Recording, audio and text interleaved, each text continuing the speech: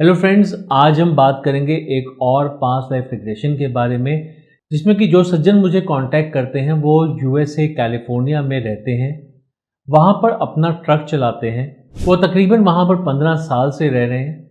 उनका बताना था कि जब भी वो कोई ट्रक फाइनेंस करवाना चाहते हैं तो ट्रक फाइनेंस हो जाता है, उनका कॉन्ट्रैक्ट हो जाता है, उन्हें काम मिल जाता है, कमाई भी अच्छी होती है, पर कुछ ना कुछ प्रॉब्लम चलती ही रहती है। जैसे कि आए दिन कहीं ना कहीं कभी ना कभी कोई ना कोई जानवर उनके ट्रक से आकर टकरा जाता है, जिसकी वजह से छोटे मोटे डैमेज तो होते ही रहते हैं। ये तो समझो कि हर दूसरे तीसरे दिन की बात है कि कभी हाईवे पे चलते चलते कोई जानवर टकरा गया, कभी कुछ हो गया, कभी कुछ हो गया, तो कोई ना कोई मेंटेनेंस तो चलती ही रहती है।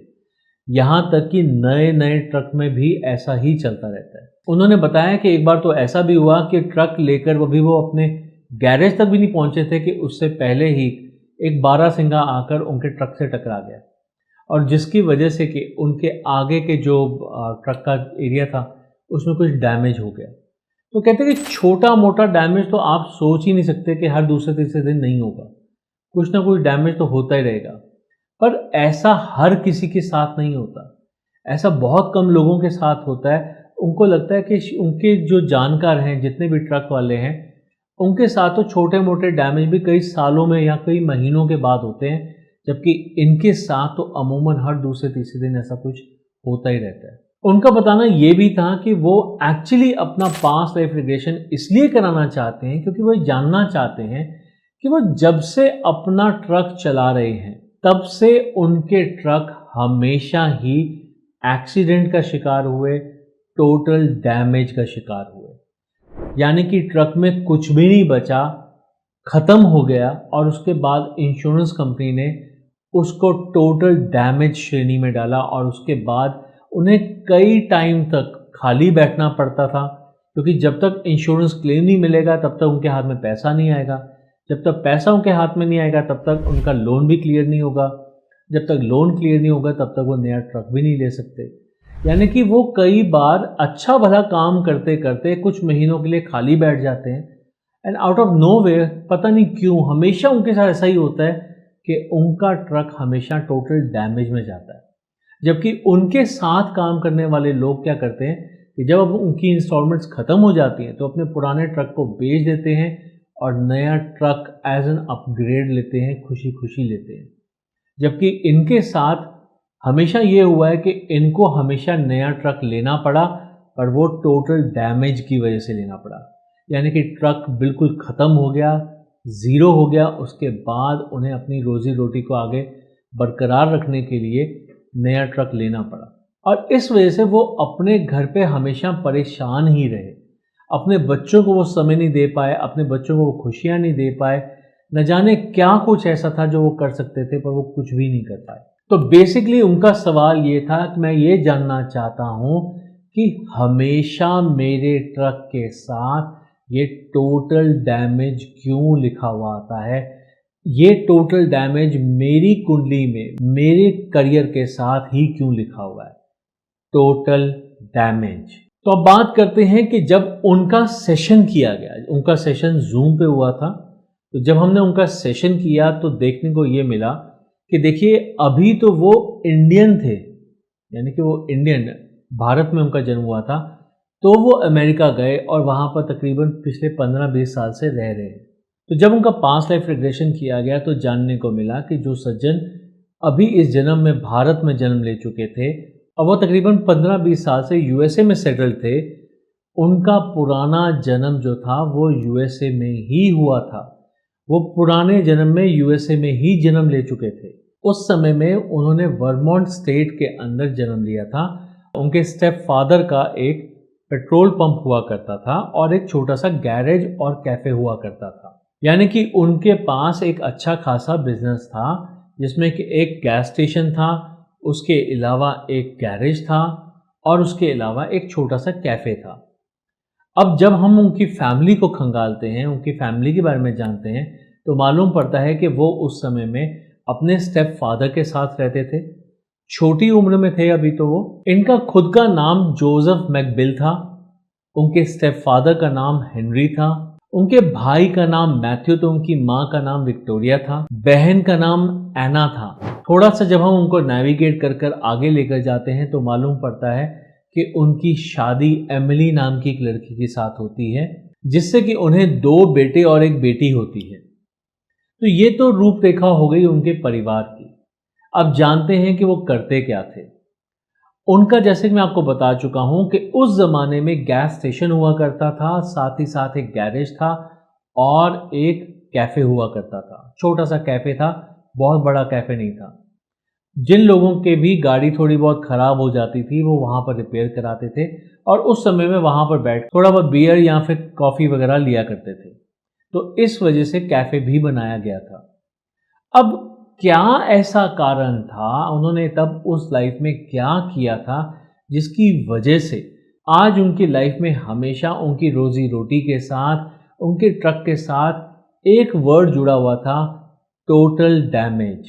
तो इसी बात को जानने के लिए जब हम उनको नेविगेट करते हैं, तो जानने को ये मिला कि वो अपने गैस स्टेशन से कुछ दूरी पर, दोनों साइड पर, यानी कि गाड़ी जब लेफ्ट से राइट आती है या फिर राइट से लेफ्ट आती है, तो दोनों ही डायरेक्शंस में थोड़ी दूरी पर, कुछ मीटर्स की दूरी पर वो कुछ कील फेंक दिया करते थे। उसके अलावा कुछ कांच की बोतलों को, जैसे बियर की बॉटल्स होती हैं, व्हिस्की की बॉटल्स होती हैं, उनको वहाँ पर तोड़ कर फेंक दिया करते थे, फैला दिया करते थे। और उसके अलावा सड़क के ऊपर, जो तारकुल की सड़क होती है, उसके ऊपर थोड़ी सी ग्रीस डालकर उसके ऊपर पेंट ब्रश से थोड़ा सा उसको मल देते थे, ताकि जो गाड़ी भी आए, पहले ग्रीस लगने की वजह से उसमें कांच या फिर कील आराम से घुस सके, उसका फ्रिक्शन ख़त्म हो जाए। और जब आगे आने के बाद दोबारा उसको ग्रीस मिलती है, तो कई बार गाड़ियाँ इतना स्लिप कर जाती थीं कि वो पूरी की पूरी घूम जाती थीं या फिर डैमेज हो जाती थीं। ऐसी परिस्थितियों में बहुत से लोगों को चोट भी लगती थी और बहुत से लोगों का बहुत नुकसान भी होता था। कुछ लोगों के सिर्फ टायर फ्लैटर होते थे, सिर्फ टायर फट जाते थे, तो वो यहाँ पर आकर टायर डलवाया करते थे। अगर कोई डैमेज ऐसा होता था जो ये रिपेयर कर सकते हैं, तो ये उसको रिपेयर करते थे, और अगर वो रिपेयर नहीं कर सकते थे तो वो बस राम भरोसे ही रहता था। कई लोगों ने ऐसे अपनी जान तक गंवाई थी। जी हाँ, कई लोगों ने अपनी जान तक गंवाई थी, क्योंकि उस ज़माने में उस एरिया में इतने वेल इक्विप्ड हॉस्पिटल्स वगैरह नहीं थे। वो एक्सीडेंट प्रोन एरिया नहीं था, पर हाँ, इनकी कानस्तानी की वजह से ऐसा हो जाता था, जिस वजह से लोगों की गाड़ियाँ डैमेज हो जाती थीं, कुछ लोग अपने हाथ-पैर तुड़वा देते थे और कुछ लोगों की तो मौत भी हो जाती थी। तो ये सब किया करते थे वो अपनी पास्ट लाइफ में। आगे जाकर उनकी भी एक ठीक-ठाक एज में मृत्यु हो जाती है। उनकी मृत्यु के तकरीबन 5-7 साल के बाद ही अपना जन्म ले लेते हैं और आज की डेट में वहीं यूनाइटेड स्टेट्स में किसी दूसरे राज्य में, यानी कि कैलिफोर्निया में वो रह रहे थे, अपनी ज़िंदगी गुजार रहे थे। ये सब जानने के बाद उन्होंने वर्मोंट स्टेट में, जहाँ वो कभी भी नहीं गए थे, अपने ट्रक को लेके वो पेंसिल्वेनिया तक गए थे, यानी कि ईस्ट कोस्ट तक गए थे, न्यूयॉर्क तक गए थे, जबकि रहते वो वेस्ट कोस्ट में थे पर जाते वो ईस्ट कोस्ट तक थे, पर वो वर्मोंट कभी नहीं गए थे। उसके बाद उन्होंने वर्मोंट जाकर देखा, उस जगह पे आज भी वो गैस स्टेशन है। वो पुरानी फैमिली आज भी आगे बढ़कर गैस स्टेशन चला रही है और उन सबको वो देख कर आए, मिल कर आए। मैं नहीं जानता कि उनसे उन्होंने क्या बातें की, क्या नहीं की, कितना वेरीफ़ाई किया, कितना वेरीफ़ाई नहीं किया। पर उनका बताना यही था कि जो गैस स्टेशन मैंने तब देखा था, आज तो उसका रंग रूप ही सब कुछ बदल गया है। पर हाँ, गैस स्टेशन आज भी वहाँ पर है और उसी नाम से है जिस नाम से तब हुआ करता था। ये एक उपलब्धि है कि उन्होंने अपने पास्ट लाइफ में जो चीज़ देखी थी वो आज भी अवेलेबल है, वो फैमिली आज भी अवेलेबल है और वो वहाँ पर जाकर उनसे मिलकर आ पाए। ना केवल मिलकर आ पाए, बल्कि उन्होंने ये भी जाना कि आज की उनकी जो परिस्थिति है उसके लिए रिस्पॉन्सिबल उन्हीं की पास्ट लाइफ के पुराने कर्म हैं और उन्हें वो ठीक करने के लिए उसके ऊपर काम कर रहे हैं, माफ़ी प्रार्थना कर रहे हैं। ना केवल माफ़ी प्रार्थना, बल्कि कुछ रेमेडीज़ भी कर रहे हैं और अपनी हीलिंग भी करा रहे हैं। जब से उन्होंने ये सेशन करवाया है, जब से उनकी हीलिंग शुरू हुई है, उनका बताना ये है कि अब ऐसे आकर जानवर नहीं टकराते, आए दिन छोटे मोटे नुकसान नहीं होते, और वो उम्मीद यही कर रहे हैं कि जैसे जैसे उनकी हीलिंग चलती जा रही है, उनकी कार्मिक हीलिंग होती जा रही है, हो सकता है कि आने वाले समय में उनका कोई मेजर एक्सीडेंट ना हो और वो भी पहली बार अपने ट्रक को टोटल डैमेज की बजाय पुराने ट्रक को बेचकर एक नए अपग्रेड के रूप में दोबारा चेंज कर सके। तो इसी आशा के साथ कि उनके साथ भी ऐसा हो, उनकी ये हीलिंग उनकी लाइफ में बहुत बहुत बड़ा बदलाव लेकर आए, उनके कर्मों को, पुराने कर्मों को साफ कर सके, इसी आशा के साथ उन्होंने ये पास्ट लाइफ रिग्रेशन करवाया था और इस पर वो काफ़ी हद तक कामयाब भी हो पाए हैं। सो मैं आपको बस यही बताना चाहता था कि पास्ट लाइफ रिग्रेशन करके हम अपनी प्रॉब्लम के मूल कारण तक पहुंच सकते हैं, उसका एक कारण जान सकते हैं और उसके ऊपर डायरेक्टली काम कर सकते हैं।